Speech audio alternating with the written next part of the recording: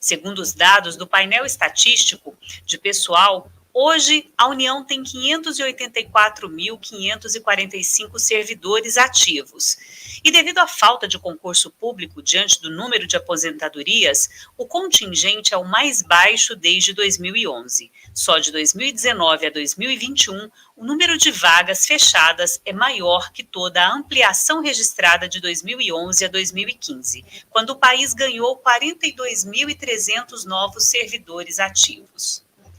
Né? E a destruição do serviço público brasileiro não pode ser um caminho para propostas absurdas como a PEC 32, né, que está aí tentando passar, né, a todo momento. E para falar com a gente sobre esse assunto, nós vamos receber aqui no Estação Saúde o Vladimir Nepomuceno, que vai nos explicar melhor, né, sobre essa PEC 32, que, né, a gente está lutando para que ela não venha a ser aprovada. Então, gostaria de cumprimentar o Vladimir. Muito boa tarde, seja muito bem-vindo ao Estação Saúde, aqui na Rádio Noroeste. Você me ouve, Vladimir?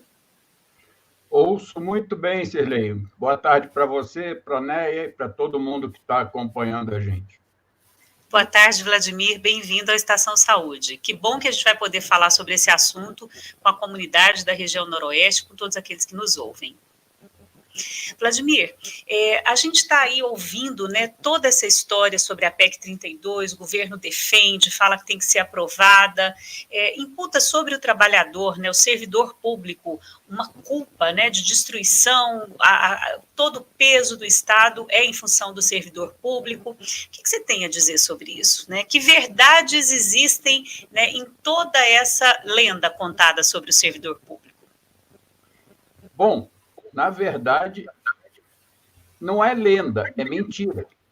Porque o que acontece?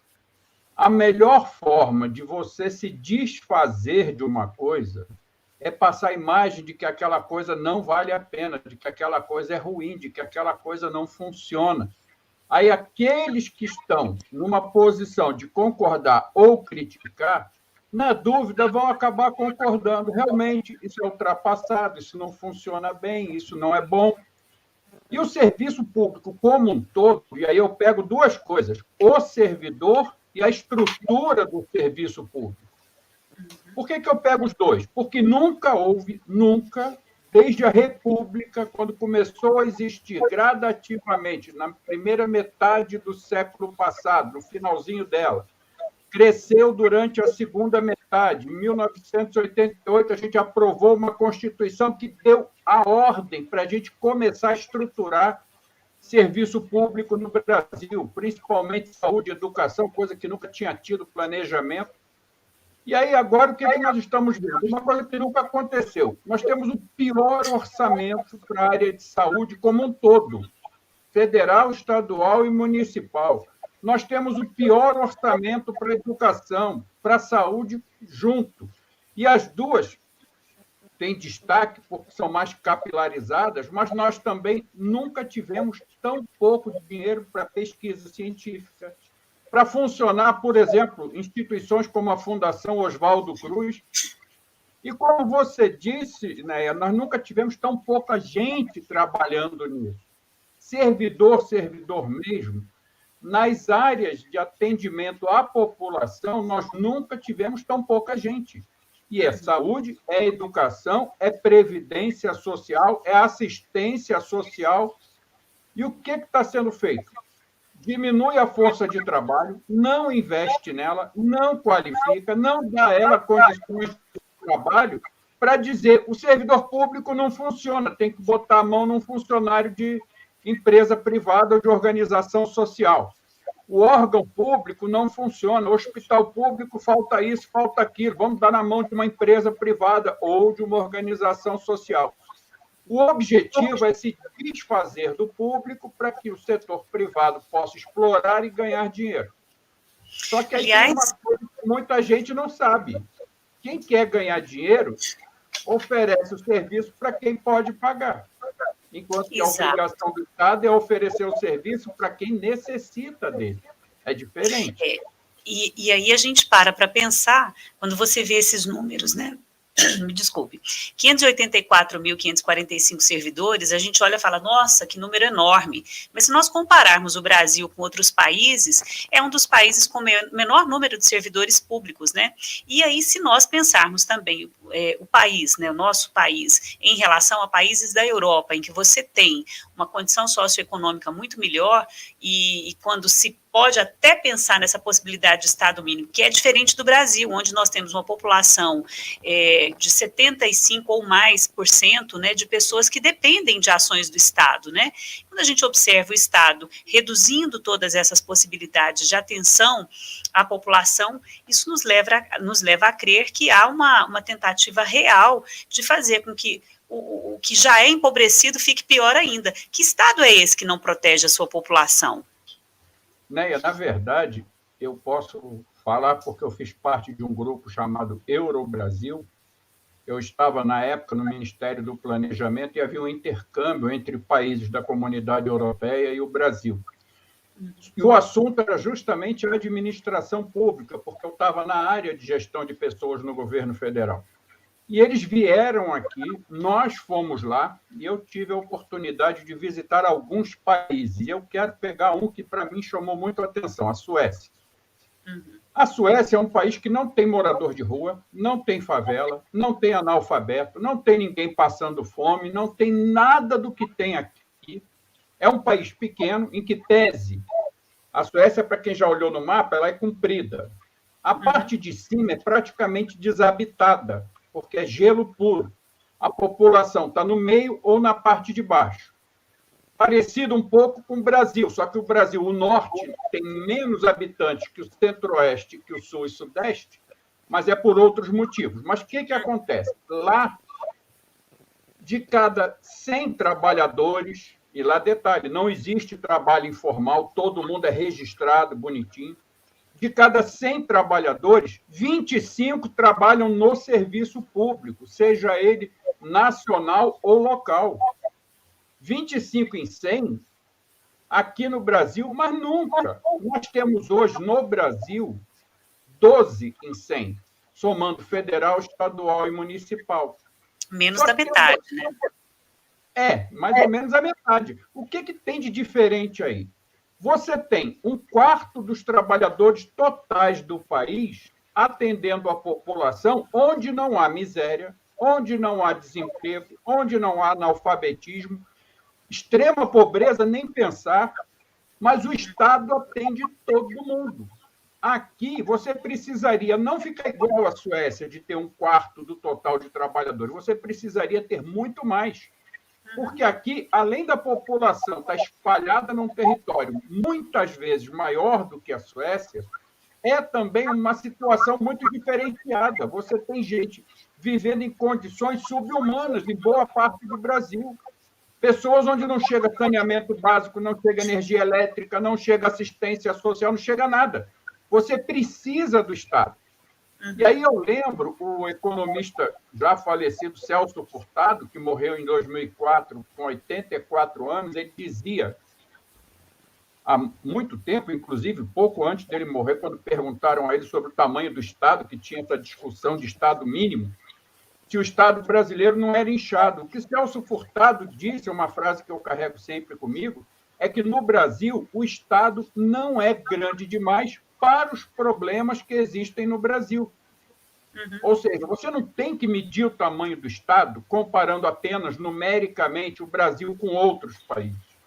Mas as necessidades, né? Um parâmetro, mas você tem que ver o seguinte, lá eu tenho 1 em cada 4 para atender todo mundo. Aqui eu tenho 1 em cada 8 para atender uma parte pequena da população, porque boa parte não é nem assistida pelo Estado. Então, o Estado tem que ser do tamanho que atenda a necessidade da população, coisa que não acontece no Brasil. A ideia aqui, e aí a PEC 32 faz isso, é, primeiro, reforçar uma coisa que foi inventada, tanto que no Brasil tem algumas coisas que só existem no Brasil. Pois muito bem. Uma, organizações sociais, OCIC, entidades filantrópicas sem fins lucrativos que assumem o que era do Estado. Só existe. Você vai falar, nos Estados Unidos, na Europa, também tem organizações sem fins lucrativos, mas não assumem o que é do Estado. Papel de Estado, né? Exatamente, entram de forma suplementar, ajudam e não tomam o lugar. Aqui no Brasil foi criada a figura da organização social para substituir o Estado. E aí a gente vê situações, durante esse ano de pandemia, eu participei de muita live, situações como a de Santos, por exemplo, que eu participei de um evento da Câmara Municipal da cidade de Santos, no litoral de São Paulo, onde está comprovado que a prefeitura gasta 3 vezes mais pagando a uma organização social para administrar a saúde pública. E a saúde pública na mão da organização social está muito pior do que era na mão da prefeitura. Ou situações como nós vimos, só para concluir o raciocínio, na cidade de Contagem, em Minas Gerais, que a prefeitura atual teve que tirar da mão da organização social o serviço de saúde, porque os profissionais de saúde estavam sem salário. A organização social não pagava o salário dessas pessoas. E, por fim, numa cidade no interior de São Paulo, nós tínhamos a Santa Casa de Misericórdia não recolhendo verbas previdenciárias e trabalhistas dos seus funcionários. E a Santa Casa tinha assumido a saúde pública do município. Ou seja, qual é a vantagem de botar lá? E você trouxe uma questão que é extremamente importante aqui no estado de Goiás, como em vários estados no Brasil afora. Nós vimos crescer, triplicar, multiplicar, né, essa figura das organizações sociais fazendo a gestão pública, principalmente na saúde aqui no nosso estado, né? E essa informação que você traz de que a expectativa sempre justificada pelo governo é de que se ofereça mais qualidade, melhores serviços, mais acesso, ela normalmente não se comprova. E aí a gente observa essas propostas de emenda, como foi, por exemplo, a questão da reforma trabalhista, e à época foi aprovada como a justificativa de que não, nós vamos aumentar emprego, nós vamos garantir que haja mais espaço no mercado de trabalho com essa reforma, e agora essas promessas todas feitas com a PEC 32, o que o futuro nos reserva? Vamos dar uma vamos usar a bola de cristal aí, porque acho que já é possível pensar um pouco nisso, né? Não precisa nem de bola de cristal, é só entender o que eles estão propondo, porque esse projeto não é do atual governo, esse projeto vem de antes. As pessoas que estão pondo em prática isso estão desde a década de 80 tentando fazer o que estão fazendo agora. E eles fizeram em parte. A Lei de Responsabilidade Fiscal aprovada no ano 2000 pelo governo Fernando Henrique já foi para limitar despesa de pessoal na administração pública. Limitou aos municípios, aos estados e à União gastar com servidor um X, no caso da União é 50, no caso dos municípios e estados é 60, da sua arrecadação corrente líquida, não pode gastar mais do que isso. Tá, mas tem momentos que precisa gastar mais, você não pode dizer que é uma régua. Não satisfeitos com isso, em 2000, fizeram a emenda do teto de gastos, a emenda 95 em 2016. O que é aquilo ali? Limita, não pode gastar mais do que o chamado teto com, e é interessante isso, políticas públicas e despesa de pessoal. O teto é só para isso. O teto impede que você passe do limite, mesmo que seja necessário, mesmo que o município precise, que o Estado precise, ou que a União precise, você não pode gastar mais do que aquilo com saúde, educação, assistência social e previdência social. Você não pode gastar mais do que o teto com servidor público, seja aposentado, pensionista ou da ativa. Mas não tem limite nenhum para você gastar mais com pagamento de juros de dívida pública. Quando certo seria o seguinte, o prefeito, o governador, ou mesmo o governo federal, chegar para o banco e falar, olha, eu tenho gente morrendo, eu não vou pagar a dívida agora porque eu tenho que salvar vidas. Está acontecendo o contrário. Eu tenho que pagar as dívidas, deixa as pessoas morrerem. E aí você pega a emenda constitucional, que foi conhecida durante a tramitação, a PEC emergencial, ela aprofundou mais ainda isso. Botou o teto de uma forma, todo mundo fala, a emenda do teto dura 20 anos. Não dura mais. Com a PEC emergencial aprovada, toda vez que eles chamam de sustentabilidade da dívida ficar ameaçado, seja dívida municipal, estadual ou federal, corta despesa com pessoal, com políticas sociais. Sempre que eu falar políticas sociais, é saúde, educação, previdência, assistência, principalmente, mas não só isso. Aí o que acontece? Então, ameaçou não poder pagar tanto dinheiro para dívida, corta despesa de pessoal, corta investimento em saúde, corta investimento em educação. Quando tiver uma calamidade pública, congela a despesa de pessoal e de saúde e educação. Quando tiver uma pandemia, congela. Qualquer coisa é motivo para congelar a despesa com saúde e educação pública, mas não congela, por exemplo, pagamento a empresas privadas que exploram o serviço público. Que é toda uma inversão, né, de valores que a gente imagina, né, de um Estado para cuidar da sua população.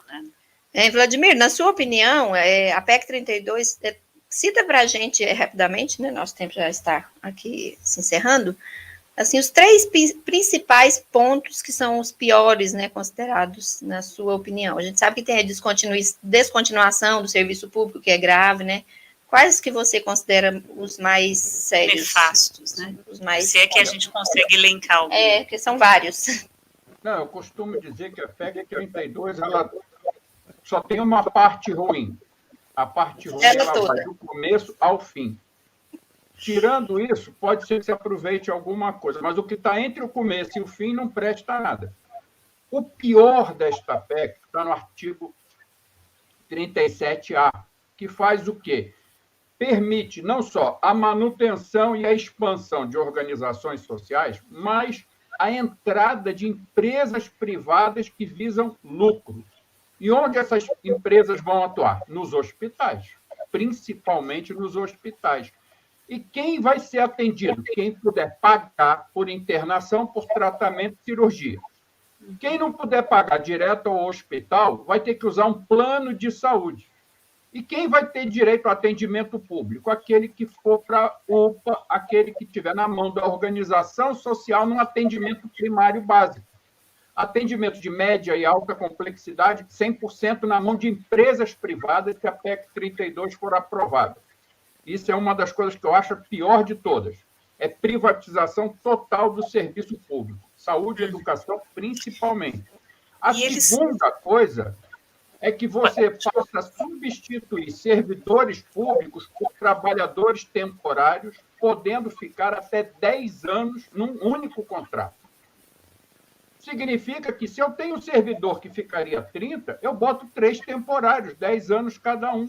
Vários órgãos, várias instituições federais, estaduais e municipais já não estão fazendo concurso, já estão usando a facilidade que já existe para contratar temporários, esperando a PEC 32 para escancarar geral. Então, ao invés de um concurso, onde entra quem passa na prova, não interessa se é homem, se é mulher, se é negro, se é branco, se é índio, passa a ser temporário, onde o político pode escolher quem ele contrata.